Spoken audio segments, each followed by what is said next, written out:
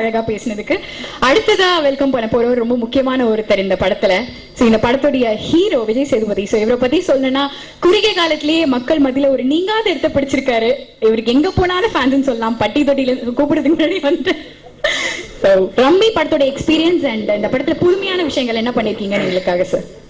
புதுமையான மேஜிக்கா பண்ண போறேன். எல்லாருக்கும் வணக்கம். பத்திரிகை மற்றும் ஊடக நண்பர்களுக்கு வணக்கம்.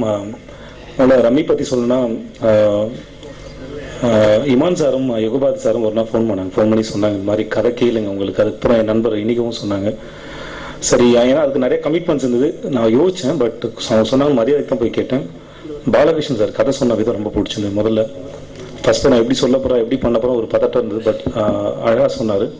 படம் சொல்லி முடிச்சுட்டு எதுக்கு சார் இந்த படத்துக்கு ரம்மின் டைட்டில் வச்சிங்க புரியல அப்படின்னு கேட்டேன். அப்போ அவர் சொன்ன விளக்கம் ரொம்ப அழகாக இருந்தது. பட் வாழ்க்கை நம்மளை வச்சு விளையாடுற விளையாட்டு தான் ரம்மி. எப்படி நம்ம அடுத்து வரப்போகிற கார்டு தெரியாது, அந்த கேமில் அதிகமாக நமக்கு அடுத்து நடக்க போகிற சம்பவங்கள் தெரியாது. ஸோ சம்பவங்களோட கோர்வு அந்த படம். அந்த சம்பவம் அதை சார்ந்து இந்த கேரக்டர்ஸ் ரியாக்ட் பண்ணுறது, அதை சார்ந்து கொண்டு போகிறது தான் அந்த படத்தோட அழகு. ஸோ இந்த படத்தோட கதையை கண்டிப்பாக அந்த போகிற போக்க கண்டிப்பாக கெஸ் பண்ண முடியாது. அதான் இந்த படத்தோட அழகு. அண்ட் இந்த படம் பண்ணும்போதும் சரி, இன்னைக்கு முடிச்சவங்க ரொம்ப கான்ஃபிடண்டாக இருக்கும். கண்டிப்பாக இந்த படம் உங்கள் எல்லாருக்கும் பிடிக்கணும் நம்பிக்கை எனக்கு இருக்குது.